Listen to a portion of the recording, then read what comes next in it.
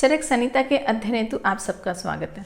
अभी तक हम चरक संहिता के सूत्र स्थान के प्रथम 11 अध्यायों का अध्ययन कर चुके हैं और अब हम अध्याय 12 जिसका नाम है वात कला कलीय अध्याय का अध्ययन आरंभ करेंगे।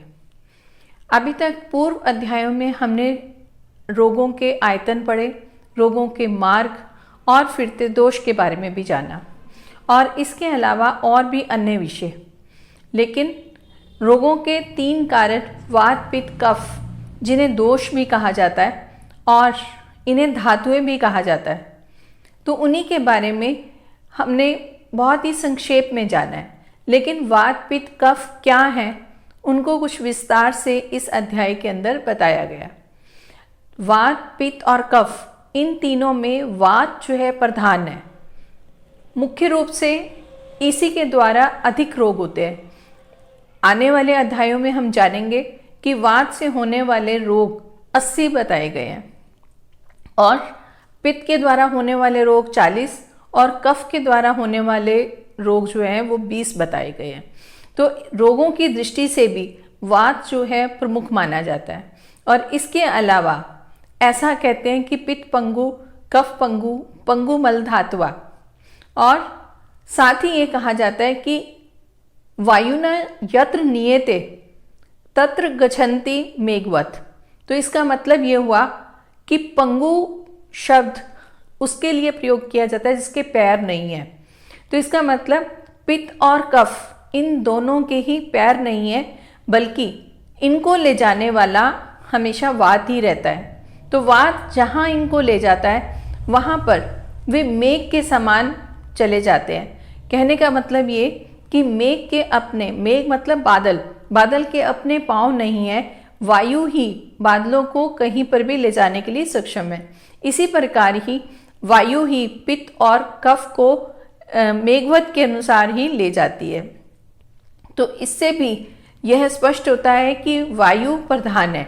इसीलिए इस अध्याय का नाम वात कला कलीय अध्याय कहा गया।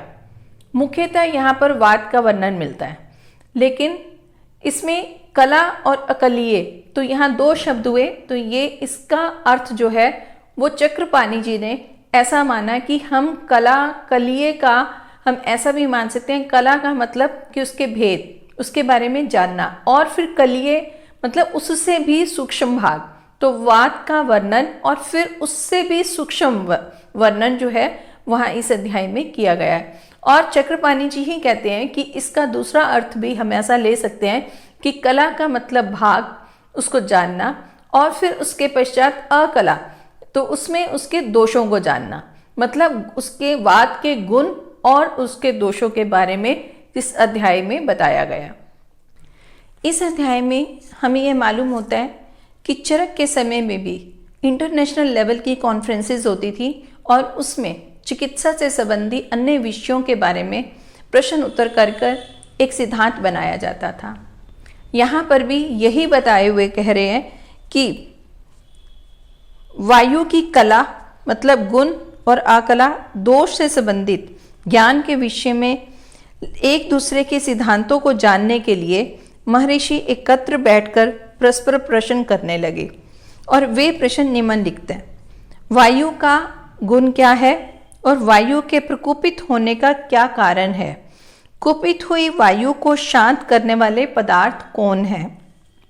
जब वायु असंगात मतलब स्वरूपहीन है तथा अनवस्थित है मतलब कि चंचल है, तो उसे प्राप्त किए बिना प्रकोपित व प्रशमन करने वाले द्रव्य उसे कैसे कुपित और शांत कर सकते हैं? और अकुपित या प्राकृतिक होकर शरीर और अशरीर में चलने वाली वायु शरीर में चलती हुई कौन कर्म करती है और कौन कर्म नहीं करती है?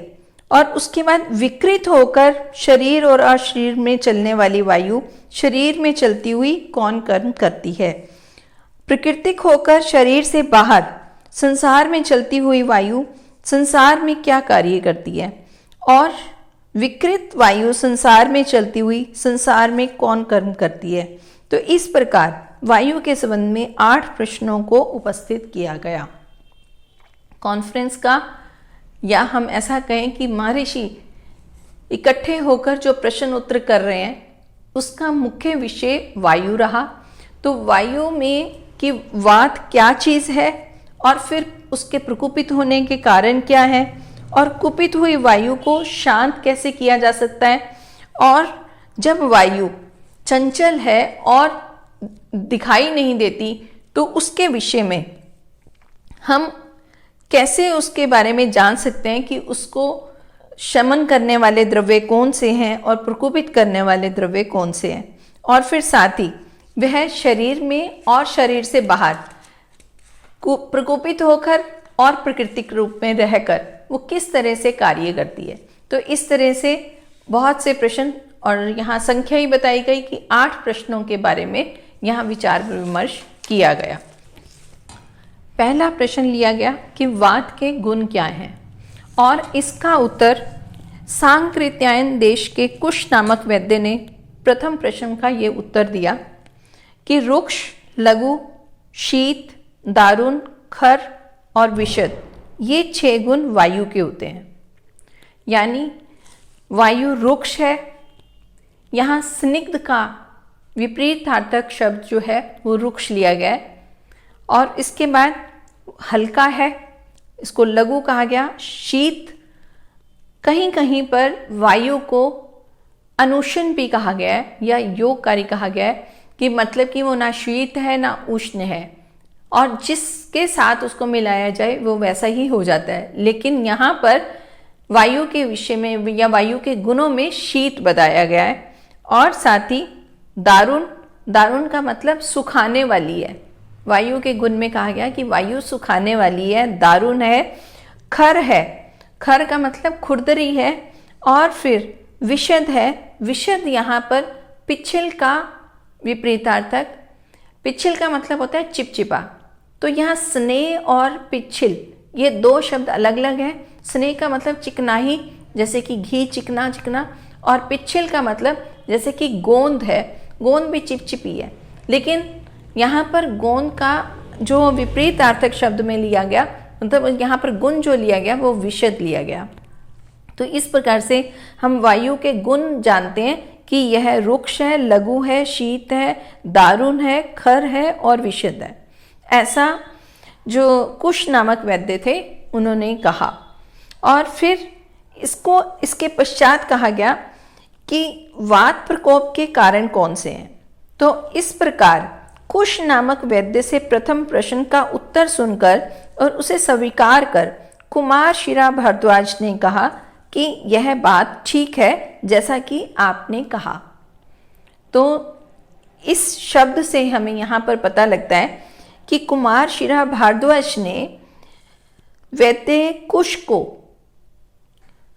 ऐसा कहा कि आपने जो उत्तर दिया है वह ठीक है। तो उसका उन्होंने मतलब उसको ठीक माना, लेकिन उसके पश्चात और आगे कहा कि ये ही वायु के गुण हैं। और इस प्रकार कुश के मत का अनुमोदन कर भारद्वाज ने दूसरे प्रश्न का उत्तर दिया। अब दूसरा प्रश्न था कि वात प्रकोप के कारण क्या हैं। तो इसके उत्तर में कह रहे हैं कि इन गुणों से युक्त वायु, इन गुण वाले द्रव्यों के तथा इसी प्रकार के प्रभाव वाले कर्मों के अभ्यास करने से वायु शरीर में कुपित होती है, क्योंकि समान गुणों का अभ्यास करना धातुओं की वृद्धि का कारण होता है। यहाँ पर ये ध्यान देने वाली बात है कि वात प्रकोप का कारण कौन है। इसके उत्तर में बता रहे हैं कि वायु इन्हीं गुण के, मतलब जो वायु के अभी 6 गुण बताए गए, तो उन गुणों के द्रव्यों वाले, मतलब समान द्रव्य, समान गुण वाले द्रव्यों का अगर प्रयोग किया जाता है और फिर इसी प्रकार के प्रभाव वाले कर्मों के अभ्यास करने से, मतलब कि जो व्यक्ति यूज टू हो जाता है उसको बार बार वैसा ही प्रयोग करता है, या तो द्रव्यों का प्रयोग कर रहा है या फिर द्रव्यों के कर्मों का प्रयोग कर रहा है, तो उस दोनों से फिर वात की वृद्धि होती है। और जब समान गुणों का अभ्यास करना धातुओं की वृद्धि, क्योंकि समान गुणों का अभ्यास करना धातुओं की वृद्धि का कारण होता है, तो यहाँ ये पूर्व अध्यायों में हम जान चुके हैं कि समान से धातुओं की वृद्धि होती है और विरोध से धातुओं का ह्रास होता है। तो यहाँ पर ऐसा कहा गया कि समान द्रव्यों का जब प्रयोग किया जाएगा तो उससे यहाँ धातु शब्द में ही त्रिदोष को लिया गया है। ये भी हम पूर्व अध्यायों में जान चुके हैं कि त्रिदोष को केवल मात्र दोष नहीं कह सकते, उनको हम धातु भी कह सकते हैं, क्योंकि ये तीनों दोष हमें धारण करने वाले हैं, मनुष्य को धारण करने वाले हैं, इसलिए इसको धातु कहा जाता है। और रस, रक्त, मांस, मेद, अस्थि, मज्जा भी, सातवें शुक्र, ये 7 धातुएं भी धातुएं ही कही जाती हैं। और इनके अलावा मलों को भी धातु कह सकते हैं और कहीं कहीं उनका धातुओं के अंतर्गत ही ग्रहण किया जाता है। यानी जो शरीर को धारण करने लिए, मतलब कि जो शरीर के लिए आवश्यक है, उन्हें धातु कहते हैं। तो यहाँ पर वात, पित्त, कफ को यहाँ धातु लिया गया। और अब जो प्रश्न है वो वायु के लिए चल रहा है, तो यहाँ पर ऐसा कहा जाएगा कि वायु के गुणों के समान द्रव्य अगर प्रयोग में लाए जाते हैं और उसी के साथ ही अगर कर्मों का अभ्यास किया जाता है, समान कर्मों का अभ्यास किया जाता है, तो वायु का प्रकोप होता है। तो ऐसा हमें यहाँ पर समझना होता है। अब उसके पश्चात अगला प्रश्न है, वात शमन के कारण क्या हैं? तो इसका उत्तर कहा गया कि इस प्रकार कुमार शिरा भारद्वाज के वचनों को सुनकर अब बालीक के रहने वाले कंकायन नामक वैद्य ने उनके सिद्धांत का अनुमोदन किया। तो यहाँ पर अब तीसरे वैद्य जो हैं वो बोल रहे हैं और उनका नाम काकायन बताया गया। अब काकायन कह रहे हैं कि उनके सिद्धांत का अनुमोदन किया, मतलब कि पीछे जो भारद्वाज ऋषि ने कहा तो उनका उन्होंने अनुमोदन किया और ऐसा माना कि वो ठीक कह रहे हैं। और फिर कहा कि यह सिद्धांत ठीक है जो आपने कहा है, यही कारण वात को प्रकोपित करने वाले हैं। इस प्रकार उनके उत्तर का समर्थन कर तीसरे प्रश्न कि वात की शांति के क्या कारण होते हैं का समाधान किया कि इन्हीं रुक्षादि गुणों के विपरीत द्रव्यों और विपरीत प्रभाव के कर्मों के सेवन से वायु का शमन होता है, क्योंकि प्रकोपित करने वाले कारणों से विपरीत कारण वाले द्रव्य तथा कर्मों से धातुओं की शांति होती है। पहले उसमें बताया कि किस प्रकार से वो वृद्धि होती है, तो समान द्रव्य और समान कर्मों के प्रयोग से उसकी वृद्धि बताई गई। और यहाँ पर उसके विपरीत ऐसा कहा गया कि रुक्षादि गुणों के विपरीत द्रव्यों का प्रयोग और फिर साथ ही विपरीत प्रभाव वाले कर्मों के सेवन से हमेशा वात का शमन होता है। तो इस तरह से ये ऐसा ऋषि काकायन ने बोला। तो अब इसके आगे अगला प्रश्न लिया गया कि असंगात मतलब अमूर्त या जिसको हम देख नहीं सकते, तो ऐसी वायु के प्रकोप तथा प्रशमन की प्रक्रिया क्या है? तो इसके विषय में कहा गया कि इस प्रकार कंकायन नामक वैद्य के वचनों को सुनकर, जो हम ऊपर जान चुके हैं, सुनकर धामार्गव बडिश नामक वैद्य ने कहा।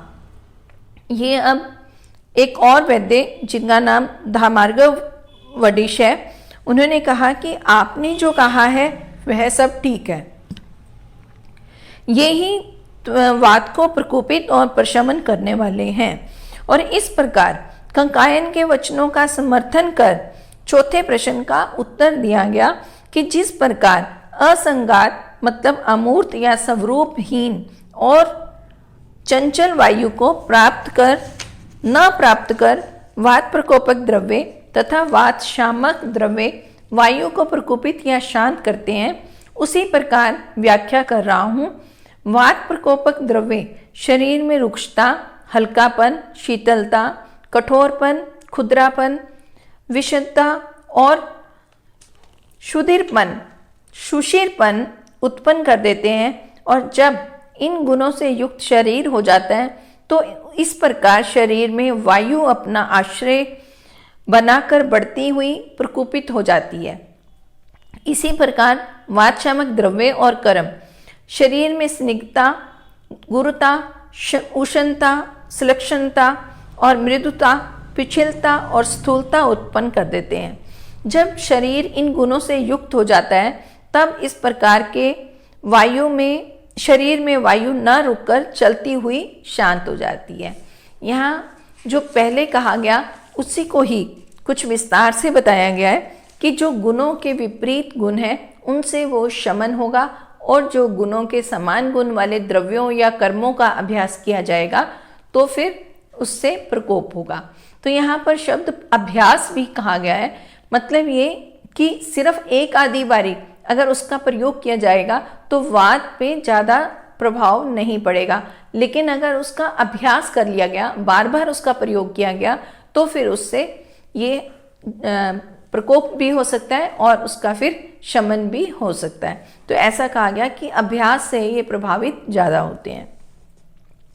और साथ ये भी कहा गया कि जो वायु असंगात या अनवस्थित है, मतलब कि जो उसका कोई रूप नहीं है, ना ही वह स्थिर है, तब औषध प्रयोगों से उसकी शांति और वृद्धि कैसे हो सकती है? तो इसके उत्तर में ये भी कहते हैं कि शांति और वृद्धि होना किसी मूर्त वस्तु में ही पाया जाता है। तो इसका समाधान आचार्य कहते हैं कि वायु शरीर में चलती है और औषध गुण शरीर में ही होता है। तो औषध गुण और वायु का एक आश्रय संबंध होने से तथा अपने गुण के समान गुण वाले द्रव्यों के संयोग से वायु की वृद्धि और विपरीत गुण होने से द्रव्यों के संयोग से वात का ह्रास होता है। तो इसका मतलब शरीर के साथ संबंध रखने के कारण वायु का क्षय तथा ह्रास हुआ करता है। अब इसके आगे अगला प्रश्न लिया जा रहा है। प्रश्न है शरीर वायु में क्या कर्म करता है?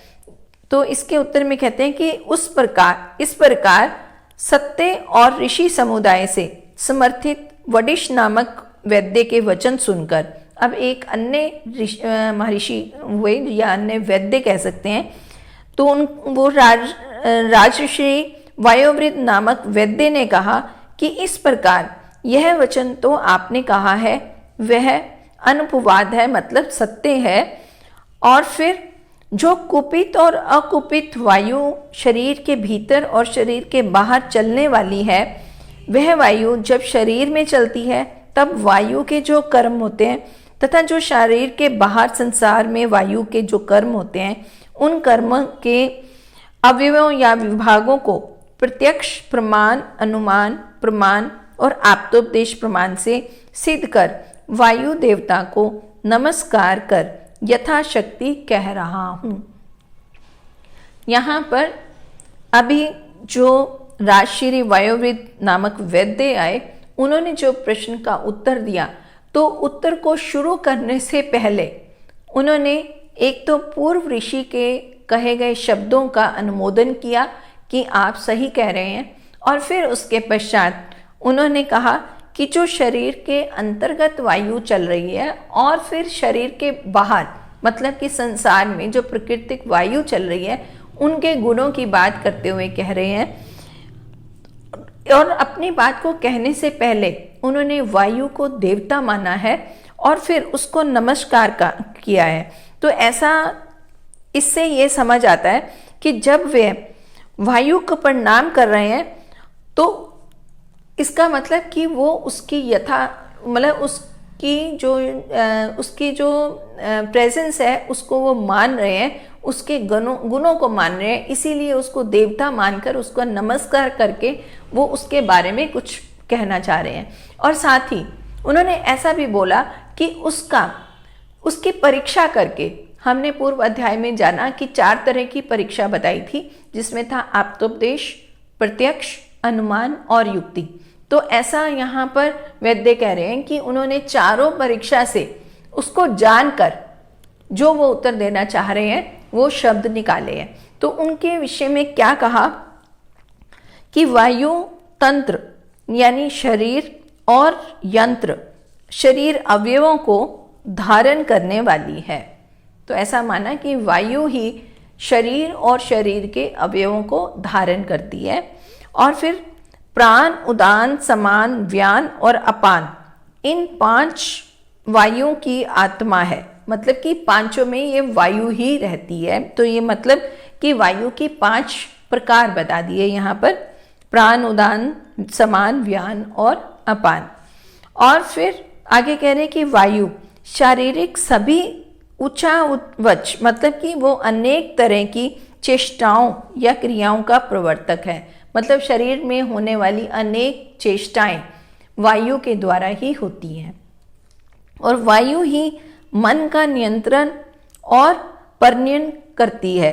तो इसका मतलब है कि मन जो अतीन्द्रिय माना गया है, तो मन का नियंत्रण भी वायु के द्वारा होता है और मन का प्रेरता भी, मतलब मन को चलाने वाली भी वायु ही है। तो ऐसा हम मान भी सकते हैं, जब मन जो है वो विचलित होता है तो ऐसा कहते हैं कि गहरा लंबा सांस लो। तो गहरा लंबा सांस लेने से मन जो है वो टिक जाता है। तो ऐसा हम साधारणतः ये वाली बात कही जाती है। तो आगे भी आएगा कि मन का वायु के साथ संबंध है और वायु ही मन में सुख और दुख की भावना का भी कारण बनता है। तो मन से वायु का संबंध यहाँ पर बिल्कुल स्पष्ट बताया गया है और कहते हैं कि वायु ही मन का नियंत्रण और प्रणेता है और इन्हीं सभी इंद्रियों को अपने अपने विषयों को ग्रहण करने में भी प्रवृत्त करवाती है। तो यहाँ पर वायु के कार्य ही बता रहे हैं और साथ उसमें ये बताया कि इंद्रियां भी मन के अलावा जो हमारी ज्ञानेंद्रियां हैं उनका जो ज्ञान है वो भी वायु के द्वारा ही हम प्राप्त कर सकते हैं।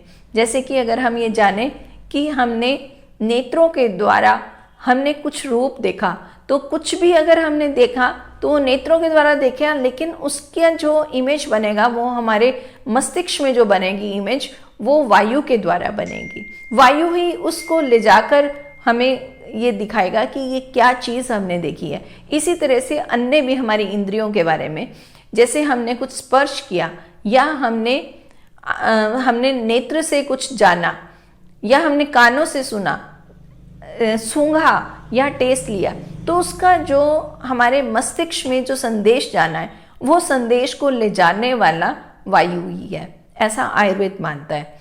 तो यहाँ पर यही कहा गया कि सभी इंद्रियों को स्वयं ग्रहण कर एक स्थान से दूसरे स्थान में ले जाने वाली होती है। आगे ये पहले तो बताया कि विषय को ग्रहण करवा यही कराती हैं और साथ ही बताया कि सभी इंद्रियों को स्वयं ग्रहण करके, मतलब वायु ग्रहण करती है और फिर एक स्थान से दूसरे स्थान पर ले जाने वाली होती है। यानी गति करवाने का कार्य जो है वो वायु का है। अब शरीर के सभी धातुओं का व्यू करती है, मतलब कि सारी धातुओं को भी व्यवस्थित करने का कार्य वायु का ही है।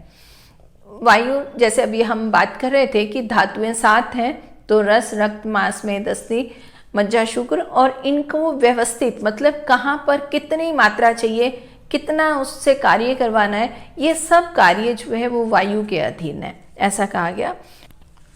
शरीर का संधान अर्थात गर्भावस्था में अस्थि और पेशियों को यथास्थान जोड़ना, यह भी वायु का ही कार्य है।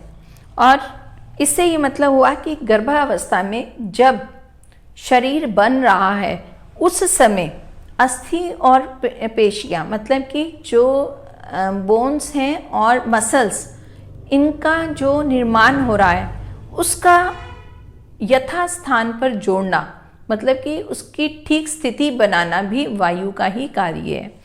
और साथ कह रहे हैं कि वाणी को वायु ही प्रवृत्त करती है, मतलब जो हम बोल रहे हैं तो बोलने की प्रवृत्ति भी वायु के द्वारा है। और साथ ही कह रहे हैं कि स्पर्श और शब्द को प्रकृति अर्थात कारण है और वायु के द्वारा स्पर्श ज्ञान होता है और शब्द की उत्पत्ति होती है। तो ये भी वायु के ही कार्य बताए गए। और साथ ही बताया कि कान और त्वचा के निर्माण में मूल कारण वायु ही होती है। तो मतलब शरीर में जो कार्य, जो अवयव बन रहे हैं और अवयवों के नाम भी बता दिए कि ये अवयव जो हैं वो वायु के द्वारा इनका निर्माण हो रहा है। और साथ ही शरीर में हर्ष तथा उत्साह होने में वायु ही कारण है। और फिर यह वायु जठराग्नि को तेज करती है और दोषों को सुखाती है। जठराग्नि को तेज करती है मतलब कि जो पाचन शक्ति है उसको भी वायु ही ठीक रखती है और साथ ही दोषों को सुखाती है। तो यहाँ वात, पित्त, कफ को सुखाने वाली है, मतलब कि अगर वे प्रकोपित अवस्था में है तो उनको भी शमन करने का कार्य वायु का ही है। तो उसके अनुसार आगे कह रहे हैं कि जो मलों को बाहर निकालती है, मतलब मलों का जो निष्कासन है वो भी वायु के द्वारा हो रहा है, और बड़े बड़े और छोटे छोटे स्रोतों का भेदन करती है और गर्भ की आकृतियों को करने वाली है।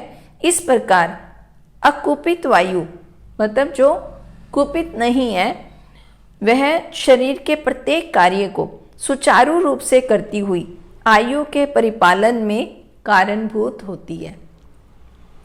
तो इससे ये स्पष्ट होता है कि वायु कितने कार्य करने वाली है, और यहाँ ऋषियों ने भी उसके कार्य को कितनी बारीकी से जाना है और फिर यहाँ पर उसकी विवेचना की है। तो इस तरह से ये वायु के कार्य बताए गए।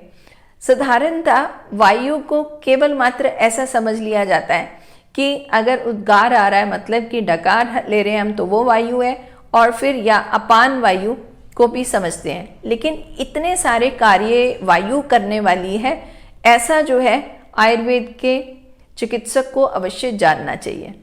तो यहाँ पर जो साधारणतः कारण बताए गए उनकी विवेचना के पश्चात अब आगे कहा गया कि अब विकृत, वो प्राकृतिक वायु के कार्य बताए गए। अब अगला जो प्रश्न था वो ये कि विकृत या कुपित वायु शरीर में क्या कर्म करती है। तो अब इसके बारे में कह रहे हैं कि शरीर में कुपित हुई वायु शरीर को अनेक प्रकार के रोगों से उत्तप्त करती है, मतलब कि अनेक रोग उत्पन्न होते हैं जब वायु प्रकुपित है। तो इसका कहते हैं कि बल, वर्ण, सुख और आयु के नाश का कारण होती है। मतलब कि जब वायु प्रकोपित है तो वो क्या करेगी, वो मनुष्य के बल को हरने वाली है, मतलब बल कम हो जाएगा, और वर्ण ठीक नहीं रहेगा। वर्ण चाहे कोई भी हो, व्यक्ति चाहे गोरा है, सांवला है, या किसी तरह का भी वर्ण लिए हुए है, लेकिन अगर वायु प्राकृतिक नहीं है, उस समय विकृत वायु जो है वो उसका वर्ण बदल देगी। तो ऐसा कहा गया। और साथ में सुख को भी देने वाली वायु ही है। तो यहाँ अगर प्रकोपित है या विकृत जो वायु है, विकृत वायु सुख को हरने वाली है और फिर आयु का नाश करने का भी कारण बनती है। तो इस तरह से ये विकृत वायु के यहाँ पर कर्म बताए गए, कार्य बताए गए हैं। और मन को दुखित करती है। अभी हम पहले भी ये जान चुके हैं कि वायु ही मन में सुख दुख का भाव लाती है। तो यहाँ पर दोबारा यही बात कही जा रही है, और यहाँ ऐसा कह रहे हैं कि सुख और आयु से आयु का नाश करने वाली है विकृत आयु, और मन को दुखित करती है और सभी इंद्रियों की शक्ति का नाश करती है। मतलब विकृत वायु अगर है तो इंद्रियां अपना कार्य जो है वो ठीक ढंग से नहीं कर पाएंगी, उनकी शक्ति का नाश होगा। और साथ गर्भ को नष्ट करती है। अगर वायु विकृत है तो गर्भ का भी नाश होगा, और गर्भ में विकृति भी उत्पन्न होती है, और गर्भ को गर्भाशय में सुखाकर बहुत दिनों तक धारण करती है।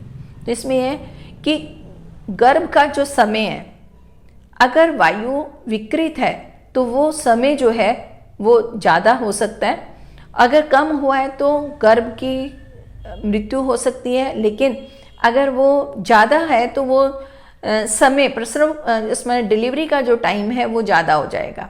तो उसका मतलब कई बारी डेज जो हैं ओवर हो जाते हैं। वही वाली बात कि यहाँ पर वायु की विकृति से ऐसी समस्या होती है।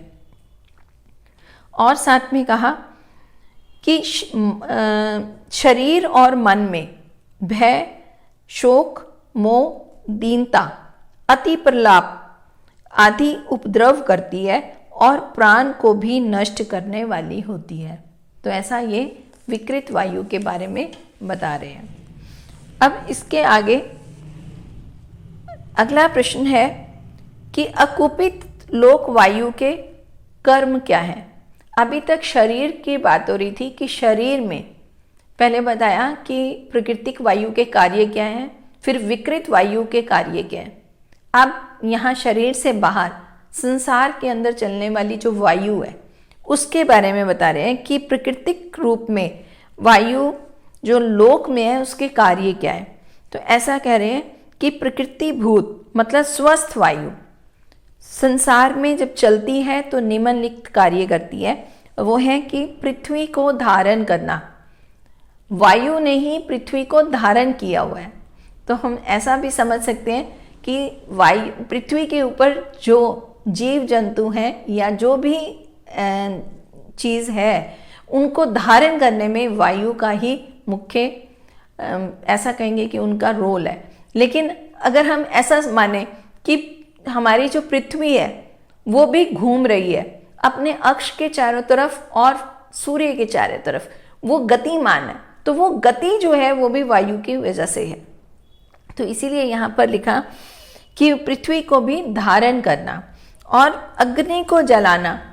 अब अग्नि जो है वो भी वायु अगर है तो अग्नि जल सकती है। तो ऐसा वायु के कार्य बताए गए कि अग्नि को जलाना और साथ ही सूर्य, चंद्रमा, नक्षत्र एवं ग्रहों को अपनी अपनी गतियों में उचित रूप से रखना, ये भी वायु का ही कार्य बताया गया।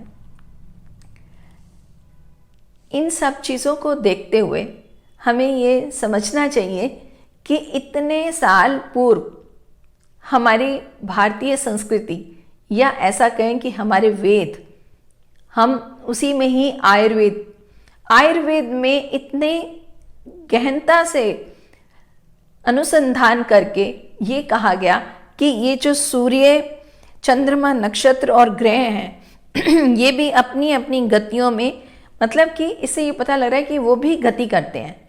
ये उनको पहले से मालूम था, उस समय से ये ज्ञात है कि ये इन सब में गति होती है। और फिर इसी के साथ बता रहे हैं कि उस गति को भी उचित रूप में रखना, ये भी वायु का ही कार्य है और वो भी प्राकृतिक वायु का। आगे आने वाले श्लोक में हम पढ़ेंगे कि विकृत वायु क्या करती है। तो यहाँ प्राकृतिक ये है कि उसकी गति को वो उचित रूप में रख रही है। और फिर वायु के कारण ही बादल उत्पन्न होते हैं, मतलब प्राकृतिक वायु का कार्य है बादलों को उत्पन्न करना। ये संसारिक वायु की बात कर रहे हैं। और साथ में जल का बरसना, मतलब पहले वो बादल बन रहे हैं वो भी वायु की वजह से बन रहे हैं, और फिर बादलों से बारिश हो रही है तो ये भी वायु ही करवा रही है। तो ये भी प्राकृतिक वायु का एक कार्य है। और साथ में नदी और तालों को उचित रूप में बहाना, प्राकृतिक संसारिक वायु के कार्य। और साथ ही फूल तथा फलों को यथा समय उत्पन्न करना। फूल भी उत्पन्न होते हैं, फल भी बनते हैं, लेकिन उनकी भी एक कुछ गति है। अगर हम फूल की बात करें तो पहले पौधा होगा, फिर कली बनेगी, कली में धीरे धीरे फूल बनेगी। इन सब में कुछ गति हो रही है और ये गति जो है ये वायु करवा रही है। तो इसी का ही एक कार्य हुआ कि फूल उत्पन्न होना या फल उत्पन्न होना, और वो भी यथा समय होना। तो ये सब वायु का कार्य है। और साथ ही बताया कि उद्भिद, मतलब कि पृथ्वी को फोड़ कर निकलने वाले वृक्ष, इनको भी पृथ्वी को फोड़ कर निकालने का कार्य वायु का है। मतलब उनमें भी गति है और वो भी जमीन से निकलकर बाहर निकल रहे हैं। तो ये एक प्राकृतिक वायु ही करवा रही है। और फिर साथ ही 6 ऋतुओं को अलग अलग विभक्त करना। गर्मी है, सर्दी है, बारिश है। तो अगर हम 6 ऋतुएं जो हम पहले पूर्व अध्यायों में जान चुके हैं, उनको उनकी समय अवधि, मतलब कि ग्रीष्म के बाद वर्षा आएगी, वर्षा के बाद शरद आएगी, शरद के बाद हेमंत आएगा, हेमंत से शिशिर आएगा, फिर शिशिर के बाद बसंत आएगा। तो इस तरह से ये जो इनका विभक्त होना है समय के अनुसार, वो भी वायु का ही कार्य है। और इसके साथ और भी बताया कि जितनी भी मेटल्स हैं, जैसे सोना चांदी है, तो कहते हैं सोने चांदी आदि धातुओं को विभक्त करना, मतलब कि कुछ सोना बनाना, कुछ चांदी बनाना, कुछ कॉपर बनाना, कुछ जस्त बनाना, जो भी है ये वायु का कार्य है। अब सोने आदि धातुओं का मान, मतलब तोल। अब कोई धातु भारी है, कोई हल्की है, तो वो भी वायु के प्राकृतिक वायु का ही कार्य है। और फिर संस्थान मतलब आकृति को स्पष्ट करना, वो वायु का कार्य है। और बीजों में गुणों का अभिसंस्कार करना, मतलब कि बीज में जो उस बीज का जो संस्कार किया जाता है, मतलब उसके अंदर जो गुण है वो भी वायु के द्वारा ही होता है। और फिर जौ या गेहूं आदि धान्यों को बढ़ाना और फिर धान्यों के सड़ने से बचाना और फिर समय पर पक जाने पर उन्हें सुखा देना। तो यहाँ पर फसलों के बारे में भी कहा गया कि फसल जो है वो यथा समय पर पक कर तैयार हो, पहले ना गल जाए और फिर वो ठीक ढंग से समय पर पके और फिर उसको सुखा भी दिया जाना। ये सब जो है वो प्राकृतिक वायु के कार्य हैं। और साथ में बताया कि संसार में कोई भी विकृति ना हो ऐसे विकार को करना, मतलब वो सभी तरह से वायु जो है ये चीज़ें ठीक कर रही है। ये सारा कार्य जो है प्राकृतिक वायु, वो भी सांसारिक जो वायु है वो कार्य कर रही है। अब इस तरह से ये कार्य वायु के कार्य बताए गए। और फिर आगे बताया गया अब विकृत कार्य, मतलब विकृत वायु है और वो भी लोक के अंदर, मतलब कि संसार के अंदर। तो इसमें प्रकोपित लोक वायु के कर्म क्या हैं, तो यहाँ पर अब इस विषय में बताया जा रहा है कि कुपित होकर जब वायु संसार में चलती है तो उसके निम्नलिखित कर्म होते हैं। तो जैसे समुद्रों को उत्पीड़ित कर देना, उत्पीड़ित कर देना, मतलब कि समुद्रों में भी वो कहते हैं ना ज्वार भाटा आता है, तो ज्वार भाटा आना भी वायु का ही एक कारण माना गया है, मतलब वायु का ये कर्म है और विकृत वायु ऐसा करने में सक्षम है। और साथ बोला कि तालाब और नालों के जल को उल्टा बहाना, ये भी विकृत वायु का कार्य है। अब नदी के जल को उल्टे बहाना, ये कुछ स्थितियों में ऐसा होता है, तो वो भी विकृत वायु का ही कर्म बताया गया है।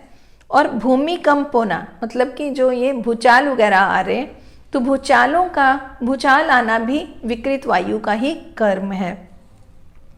मेघों का अधिक गर्जना, अभी हमने प्राकृतिक वायु का कार्य जाना था कि मेघों को बनाना और फिर उससे बारिश करवाना, ये प्राकृतिक वायु का कार्य है। लेकिन अगर मेघों से गर्जना ज़्यादा हो रही है, अति हो रही है उसकी, तो ये प्रकोपित वायु का कार्य है। और फिर पर्वतों की चोटियों का तोड़ फोड़ करना, मतलब कि जैसे कि हम ऐसा कह सकते हैं कि लैंडस्लाइड हो जाना, या फिर ऐसा भी कि जो पहाड़ टूट कर गिर जाते हैं, चोटियाँ जो हैं वो तोड़ फोड़ होती है, ये भी कहते हैं कि विकृत वायु का ही कार्य है। और साथ ही वृक्षों को उखाड़ फेंकना, जब वायु विकृत होती है, आंधी बहुत तेज चल रही है, चक्रवात आदि आते हैं, तो उस समय पेड़ भी उखड़ जाते हैं, तो वो स्थिति जो है वो विकृत वायु की है। और फिर बर्फ और बिना मेघ के ही शब्द होना, मतलब कि यहाँ पर ये कार्य जो बता रहे हैं ये भी विकृत वायु के बता रहे हैं कि इसमें आंधियाँ जो चल रही हैं वो स्थिति है कि उसमें धूल मिट्टी बहुत ज़्यादा है और सिकता, मतलब कि वहाँ पर भी बालू मात्रा में ज़्यादा उड़ रही है। और ये ऐसा समझे कि इन्हीं के साथ ही आंधियों का भी आना विकृत वायु का ही लक्षण है। और इन्हीं के साथ और बता रहे हैं कि जो मछली, मेंढक, सांप, क्षार, रक्त, अश्म, पत्थर और अशनि मतलब वज्र का गिरना, ये सब स्थितियां जो हैं ये विकृत वायु के कार्य हैं। और 6 ऋतुओं का विकृत होना, मतलब गर्मी में सर्दी, सर्दी में गर्मी, इस तरह से कुछ विकृत जो उसकी स्थिति होती है, ये भी विकृत वायु के कारण ही हो रहा है। और फिर धान्यों को उचित मात्रा में उत्पन्न ना होने देना, प्राकृतिक वायु जो है वो धान्यों की, फसलों की जो स्थिति है उसको ठीक रखते हैं, लेकिन अगर वायु विकृत हो रही है तो उसमें उन धान्यों की या फसलों की भी स्थिति जो है वो नॉर्मल नहीं रहेगी, बिगड़ जाएगी। अब कहते हैं कि भूत प्राणियों का उपसर्ग, मतलब कि इसमें यहाँ पर जीवाणुओं की बात हो रही है कि इसमें ये जो प्राणी का है वो नाश करने वाले भी वायु के कारण यहाँ पर उत्पन्न हो जाते हैं। और भावात्मक पदार्थों का अभाव मतलब कि विनाश करना, तो ये भी विकृत वायु का कार्य है। तो चारों युगों के अंत करने वाले भयंकर बादल, सूर्य, अग्नि और वायु को उत्पन्न करना, तो ये विकृत वायु के ही कार्य बताए गए हैं। तो इस तरह से विकृत वायु को बहुत ही गहराई से यहाँ पर बता रहे हैं कि किस तरह से ये सब चीज़ें एक वायु ही कर रही है। अब इसके पश्चात आगे कह रहे हैं यही वायु भगवान है। अब यहाँ पर वायु के कर्मों को जानकर वायु को भगवान कहा गया है, क्योंकि ये सारा जो नियंत्रण है वो वायु के अंतर्गत है। वायु नियंत्रण करने वाली है, इसीलिए यहाँ पर वायु को भगवान कहा। और संसार की उत्पत्ति का कारण है और नाश रहित है, मतलब वायु का नाश नहीं है। और प्राणधारियों को उत्पन्न करने वाली है, मतलब जीव जंतु सारे वायु से ही हैं, तो यहाँ प्राणधारियों को उत्पन्न करने वाली है, विनाश करने वाली है, सुख और असुख मतलब दुख को देने वाली है। और उसी का नाम मृत्यु, यम, नेता, प्रजापति, अदिति, विश्वकर्मा, विश्वरूप और सर्वज्ञ है। सभी तंत्रों का रचयिता है और सूक्ष्म विभु मतलब व्यापक है। विष्णु और भगवान वायु ही लोकों का क्रांता या अतिक्रमण करने वाली है। तो यहाँ पर वायु को भगवान ही कह दिया है, क्योंकि ये सारे कार्य वायु ही करने वाली है। तो ये श्लोक संख्या 8 थी जिसमें ये कहा गया। अब आगे कहते कि मरीचि का उपयुक्त वर्णन से की सार्थकता के बारे में प्रश्न कर रहे हैं कि इस प्रकार वयोवृद्ध के वचनों को सुनकर मरीचि नामक वैद्य ने कहा कि आपने जो कहा सो सब ठीक है, परंतु आयुर्वेद शास्त्र में इस प्रकार से वायु के गुणों को कहने और जानने से क्या लाभ, क्योंकि यह सभा आयुर्वेद शास्त्र के उपयोगी विषयों के विचार या विमर्श करने के लिए हो रही है।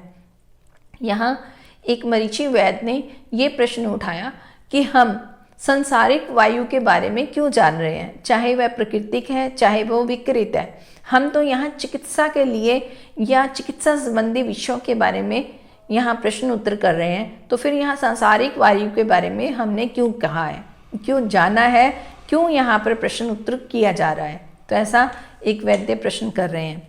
अब इसका उत्तर में मतलब ये ऐसा कह रहे हैं कि मरीचि के उपयुक्त प्रश्न संबंधी वयोवृद्ध का जो उत्तर था वो ये कि इस प्रश्न का उत्तर वायुवेद राज ऋषि ने ये कहा कि यदि वैद्य चिकित्सा करते समय उत्पन्न बलवान, अत्यंत पुरुष या अत्यंत शीघ्रकारी और मतलब शीघ्र ही जो मारक है ऐसी वायु है, अगर ये बात को नहीं समझेगा तो चिकित्सा करने में अधिक प्रयत्नशील वैद्य कहीं रोगी का नाश ना हो जाए, इस भय से सर्वप्रथम सहसा प्रकोपित वायु से रक्षा करनी चाहिए, ऐसा उपदेश कैसे करेगा।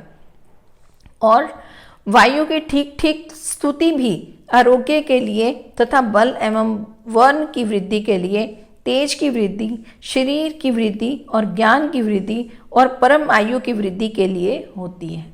तो यहाँ उसके प्रश्न का उत्तर दिया जा रहा है कि इस सांसारिक वायु के भी प्राकृतिक और कुपित हुई वायु के कर्मों को वैद्य को जानना पड़ेगा। अगर वो नहीं जानेगा तो वो रोगी की चिकित्सा भी ठीक ढंग से नहीं कर पाएगा, क्योंकि जब तक उसको प्राकृतिक और विकृत वायु के कर्मों के बारे में नहीं मालूम होगा वो चिकित्सा में सफल नहीं हो सकता। तो उन चीज़ों को भी जानना आवश्यक है, इसीलिए इसकी यहाँ पर विवेचना की गई है। अब इसके पश्चात यहाँ पर ऐसा माना गया कि जो भी वायु के बारे में यहाँ पर प्रश्न उत्तर किए गए हैं उनके सभी के उत्तर ठीक हैं, लेकिन यहाँ पर एक मत को नहीं मानना चाहिए। मतलब एक ऋषि ने जो अपने ज्ञान से कहा उसको दूसरे ने अनुमोदित किया, उसको जाना, उसको समझा और उसको माना, और इन्हीं सबसे मानकर ही एक विचार उत्पन्न हुआ कि वायु के विषय में ये अब तक जो कहा गया है वो ठीक है और उसका हमें ज्ञान लेना भी आवश्यक है। और ऐसा भी कहा गया कि चिकित्सकों के लिए भी सांसारिक वायु, जो बाहरी मतलब शरीर से हटकर जो वायु है, उसके भी गुणों को जानना चाहिए, तभी वह एक उचित रूप से चिकित्सा कर सकता है। अब आगे पित्त संबंधी और कफ संबंधी विषय के बारे में कहा जाएगा, लेकिन ये हम आने वाली कक्षा में जानेंगे। और अब हम प्रश्न की बारी लेते हैं। पूर्व कक्षा में पूछा गया प्रश्न था कि मनुष्य का बल कितनी प्रकार का होता है, तो इसका उत्तर है कि बल 3 प्रकार का होता है। यहाँ पर बल का वर्णन वही तीन प्रकार के 7 विषयों के अंतर्गत किया गया है और ये बल बताए गए हैं। पहला सहज, दूसरा कालज और फिर तीसरा युक्तिकृत। तो इस तरह से ये 3 प्रकार के बल बताए गए। और अब बारी है आज के प्रश्न की। तो आज का प्रश्न है कि रोगों के 3 मार्ग कौन से बताए गए हैं। यह भी अध्याय 11 में से लिया गया है, जिसमें 3 प्रकार के 7 विषय। तो ये भी एक तरह का विषय जो 3 प्रकार का है कि रोगों के मार्ग कौन कौन से हैं। तो ये आज का प्रश्न। आशा है कि आप इसका उत्तर जानते हैं और आप अवश्य बताएंगे भी। और अब आने वाली कक्षा के लिए तब तक आप सबका बहुत बहुत धन्यवाद।